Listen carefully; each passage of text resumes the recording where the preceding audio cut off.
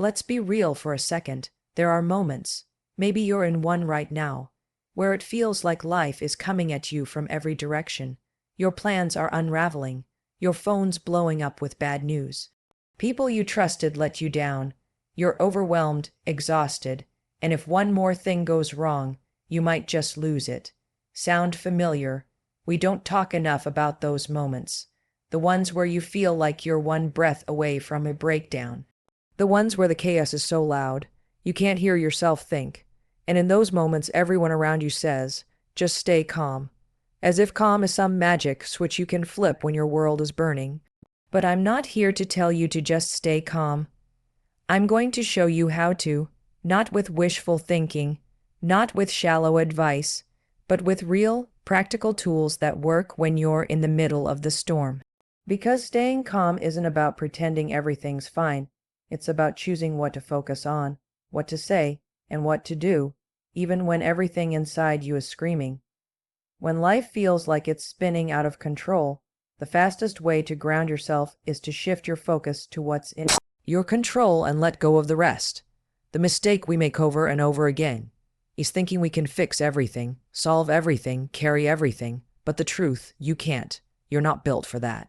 No one is. You are only built to control your own behavior, your own attitude, your own response. That's it. That's the entire list. Everything else is noise. Everything else is the weather. You don't control how someone treats you. You don't control if the company reorganizes. You don't control the fact that your relationship is falling apart, or that your body isn't cooperating, or that life just dealt you a punch in the throat. But here's what you do control: how you respond to all of it. That might sound like a cliche until you're sitting in your car, fists clenched, ready to scream from the pressure building up inside you. And in that moment, you've got two choices: spiral out or take control of the only thing that's yours, you. This is where most people get stuck. They waste days, months, years trying to control the uncontrollable, obsessing over why someone ghosted them, replaying a conversation that's already over, fixating on someone else's mistake or decision or mood. It is mental quicks, and the more you struggle in it, the deeper you sink. The way out is deceptively simple. Shift your energy toward what you can do, no matter how small. Sometimes, it's as tiny as getting out of bed and brushing your teeth. That's control. That's power. That's momentum. When everything feels like it's crashing down, that one small act of control is a crack of light. It reminds you that you're not powerless. It reconnects you with the truth that chaos doesn't own you, unless you let it. Because here's the truth: panic needs a passenger, don't be it. Be the one driving the damn car. Start with your body. When your mind is racing, when anxiety is climbing your chest like a fire, your body becomes the switchboard. Sit up straight, move your hands, get your feet on the ground, breathe even when you don't want to, especially when you don't want to. Your breath is the fastest lever to calm. 4 seconds in, hold. 6 seconds out, again. Your brain is wired to respond to that pattern with calm. You don't need to feel calm to start breathing like someone who is. You just have to do it. Once your body's under control, move to your environment. Clean a corner of your room, fold one towel. Make a list of what needs to happen today. Not for next week, not 5 years from now, just today. Action is clarity. Action is what keeps fear from multiplying. When you feel like everything is on fire, you don't need to put it all out at once. You just need to grab the extinguisher and start with the closest flame. That's control. That's what breaks the cycle of helplessness. Stop giving your power away to every thought that floats into your head. Thoughts are not truth. They're just habits of the mind. You've trained your brain to go on autopilot into fear, into overthinking, into anxiety. You can train it back, but only if you focus on what you control: your actions, your reactions, your routines. That's how you create stability, not by waiting for everything to calm down, but by becoming the calm. You don't need a perfect plan. You need a grip on the present moment. Look around. What's the next step you can take? Do it. That's you taking control. That's you reclaiming your power. This is not about feeling better instantly. It's not about pretending everything's okay. It's about choosing to stop fueling the chaos with your attention. What you focus on expands. You want peace. Focus on what you can do, not what you wish someone else would do, not what should have happened, not what might happen. What can you do? Panic is a liar, and it's fast. It doesn't knock politely before it barges in. 1 second you're fine, scrolling through your phone, and the next, your heart's racing, your thoughts are tripping over each other, and your stomach's twisted in a knot you can't untangle. You're spiraling, and once the spiral starts, it feels impossible to stop. But it's not. That spiral, it has a pattern, and anything with a pattern can be interrupted. But you have to catch it fast. This is where most people lose the game. They don't realize it's a game. They think the panic is real. They think the thoughts mean something. They think the emotion building in their chest is proof that something terrible is about to happen. But here's the truth. Panic feeds on attention. The more you think about the thing that triggered it, the more you dig into the fear, the bigger it gets. You've got to interrupt it, immediately, physically, forcefully. You don't negotiate with a spiral, you break it. That means when your mind starts running, when your chest tightens, when your hands start sweating, when your brain flashes worst. Case scenarios, you move. Literally, stand up, clap your hands, say something out loud, drop to the floor and do 10 push-ups. Put your feet on the cold bathroom tile. Shock your system. This isn't about calming down. This is about cutting the cord between the trigger and the panic. You've got to short-circuit the loop before it becomes a landslide. If you stay still and let your thoughts take over, you're giving the spiral permission. You're handing it the mic, and once it has the mic, it gets louder, scarier, more convincing. Don't let it finish the speech. Interrupt it. The moment the first what if thought hits, you jump in with action. Doesn't matter what kind of action. Snap a rubber band on your wrist. Step outside. Talk out loud. Nope, we're not doing this right now. It's awkward, it's weird, and it works. You know what doesn't work? Sitting still and hoping the feeling will pass. It won't. Not on its own. Panic loops are like a playlist on repeat. If you don't hit the stop button, they just keep playing. And the more they play, the more your nervous system learns to respond with fear, even when nothing is actually wrong. You've got to become the interruption. You've got to tell your brain, through your body and your voice, that this isn't an emergency. This isn't war. This is just your thoughts misfiring. And let's be clear, this takes practice. You're not going to nail it every time. Sometimes the panic will win. That's okay. But every time you interrupt it, every time you refuse to fuel it, you take back a little control. You train your brain to see panic not as a master, but as a pattern you can break. Over time, it loses power, not because the stress disappears, but because you stop reacting like you're powerless. Think about it like this. Panic is like a fire alarm going off when there's no fire. It's loud, it's scary, it makes your heart pound. But it doesn't mean the building's burning. Your job is to stop standing there frozen and start pulling wires. Fast with movement, with words, with a decision. I'm not letting this spiral hijack my day. So when that tightness hits, you count.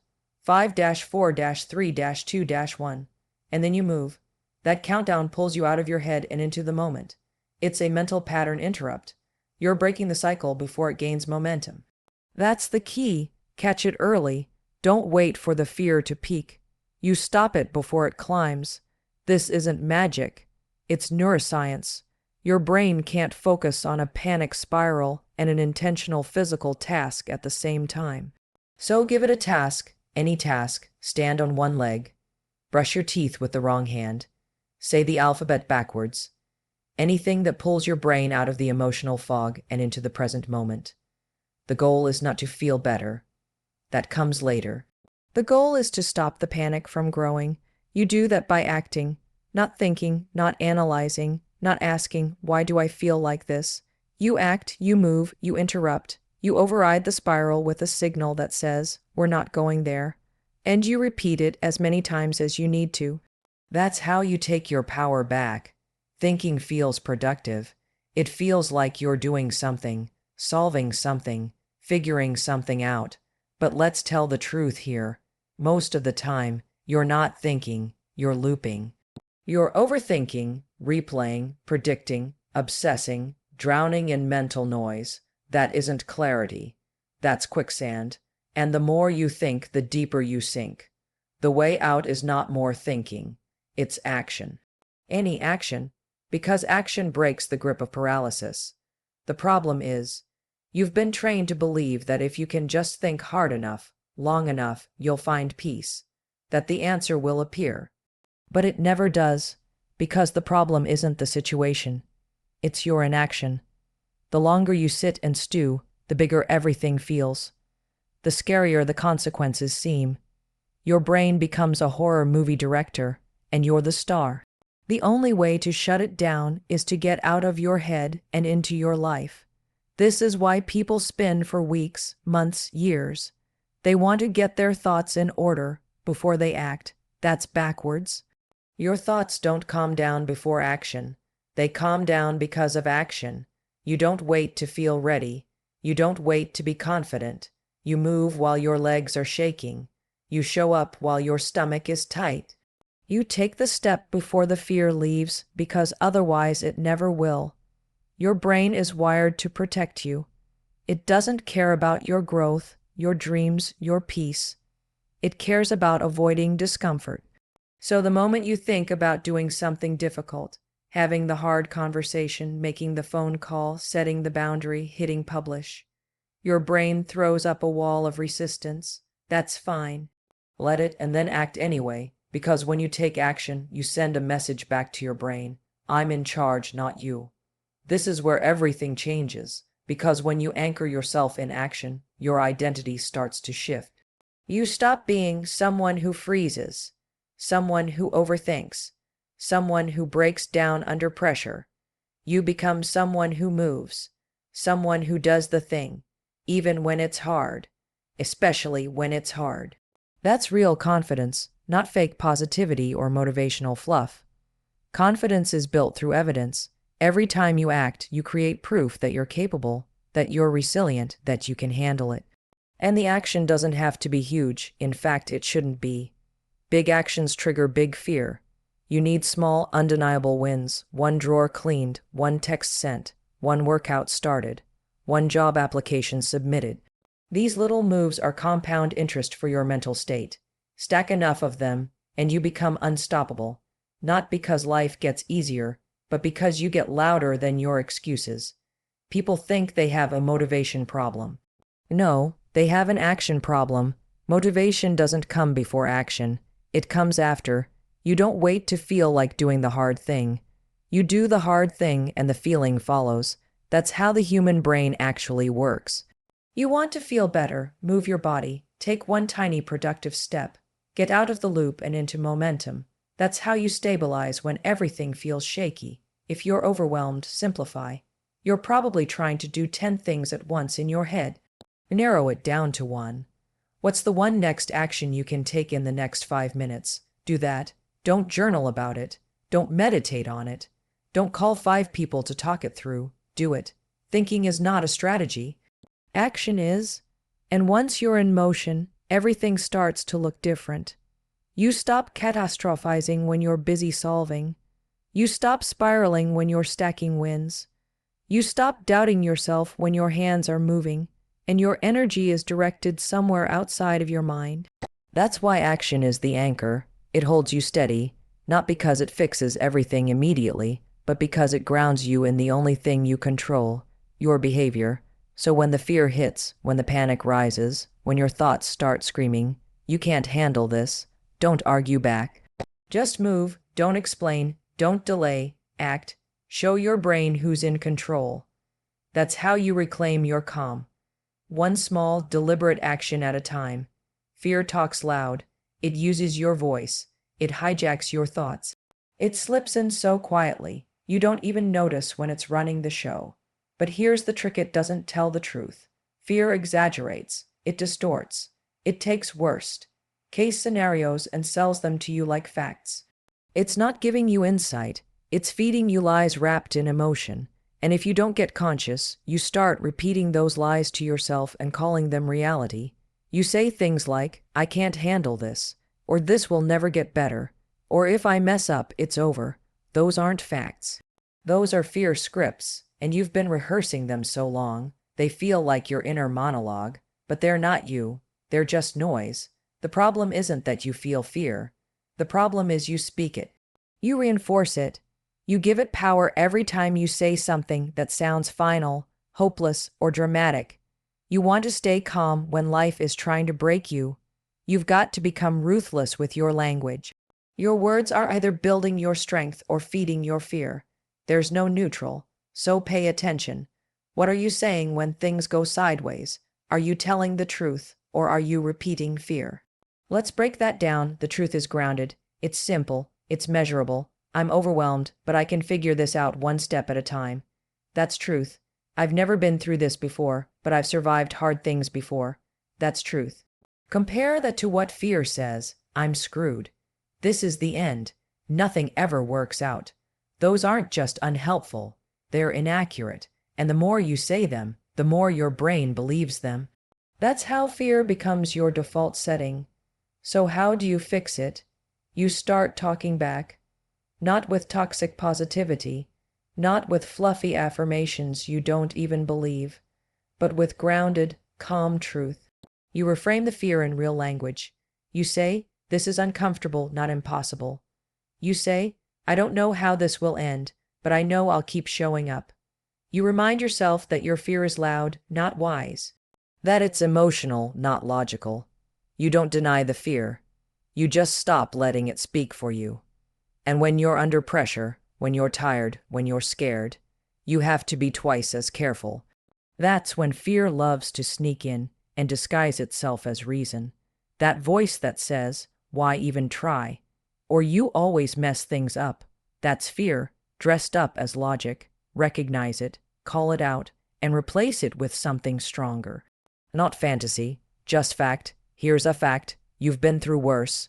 You've handled breakdowns, losses, screw-ups, disasters, and you're still here. You don't need a guarantee to move forward. You just need to stop adding fuel to the fire with your words. You're scared. Fine, say that. Say, I'm scared. Don't say, I can't do this. That's the difference. One admits an emotion, the other speaks defeat. And those little differences in language, they're everything. Because what you say shapes what you feel. You talk fear, you feel fear. You talk truth, you anchor yourself, and yes, it takes practice. You'll catch yourself slipping. That's okay, just correct it. Out loud, wait, that's fear talking. The truth is, I don't like this, but I can handle it. That right there is power, that right there is control, not over the chaos, but over how you walk through it. Start paying attention to your language like your life depends on it. Because sometimes it does. When your mind is spinning, your words are the first tool you've got. You might not be able to fix everything around you, but you can fix what comes out of your mouth. Speak like someone who's staying. Speak like someone who's fighting through it. Speak like someone who hasn't given up on themselves, even if it's just barely, and don't wait until you feel strong. You speak the truth before you feel it. You speak it until you feel it. That's how it works. You create the internal calm by stopping the verbal chaos. You become your own anchor. You become the person in the room who isn't adding more drama, more fear, more noise. You stop narrating the worst case scenario and start narrating the next move. That's how you quiet the storm inside. Drama is easy. It's reactive. It's loud. It gives you an emotional hit that feels like action, but leaves you exactly where you started. Exhausted, distracted, and still stuck. Discipline is quiet. It's boring. It doesn't spike your adrenaline or give you a rush. It just gets the job done. You want to stay calm when everything's falling apart. You have to stop chasing the emotional fireworks and start locking in on what needs to happen. Not what you feel like doing, what actually needs to be done. Here's the truth nobody wants to hear. Your emotions are not always valid directions. They're real, yes, but real doesn't mean helpful. Just because you feel overwhelmed doesn't mean you throw your schedule out the window. Just because you're anxious doesn't mean you ghost people. Just because you're mad doesn't mean you blow things up with a text message you'll regret in 2 hours. Discipline is the ability to pause before you react and ask one question. What's the right move, not the emotional one? This is the fork in the road we all face when stress hits. One road is discipline. It's slower, steadier, requires effort. The other road is drama. It's impulsive, self-centered, and almost always makes things worse. You don't need more coping mechanisms. You need more self-control. That doesn't mean bottling things up. It means channeling your energy into action instead of reaction. It means choosing strategy over chaos. Execution over explosion. Let's talk about what discipline actually looks like, because people hear that word and think it means military routines or waking up at 5 a.m. every day. Nope. Discipline means showing up and doing the thing, even when you'd rather collapse. It means sticking to your boundaries when it would be easier to just cave. It means saying no when drama wants you to lash out, spiral, or chase validation. It's not about perfection. It's about consistency. Discipline is keeping your word to yourself, especially when no one else is watching. Drama wants attention. Discipline builds trust, and in a crisis, you don't need attention. You need traction, something real, something steady, something that moves you forward 1 inch at a time. That inch doesn't look exciting. No one claps for you when you drink the water, go for the walk, turn your phone off instead of doom scrolling. But those are the moves that save you. Those are the moves that build resilience. Not the dramatic gesture, not the emotional spiral, not the breakdown you film and upload for strangers to comment on. Discipline doesn't care about your mood. It only cares about your priorities. That means when the storm hits, you don't wait until you feel ready to act. You don't ask your feelings for permission. You act according to your plan, not your panic. You ground yourself in your habits, your routines, your systems, whatever you've put in place when you were thinking clearly. Because in chaos, you won't rise to your motivation. You'll fall to your training. And if your training is just reacting emotionally every time something hard happens, guess what you'll do? You want to break that pattern. Get disciplined. Start showing your nervous system that just because a wave hits doesn't mean you drown. You ride it. You breathe through it. You do what you said you'd do anyway. That's the definition of calm. Calm isn't a feeling. It's a decision to keep moving forward without adding fuel to the fire, without creating a bigger mess to clean up later. Every time you choose discipline over drama, you're taking back power. You're choosing not to be ruled by external chaos or internal noise. You're choosing peace, not because it magically appears, but because you created it through your choices. And the best part, it compounds. The more you do it, the easier it gets, the less power drama has. You stop being the person who breaks every time life hits hard. You become the person who bends, adapts, stays steady. So when things start to unravel, pause. Don't react. Don't scream, post, storm off, or spiral. Ask yourself, what would discipline do right now? Then do that, not because it feels good, not because it's dramatic, but because it works. You don't need more pressure. You need a reset. So today, we're going to break it down. 5 principles, no fluff, no sugar coating. Just straight up strategies you can use when everything tries to break you. So you don't break. Let's get into it.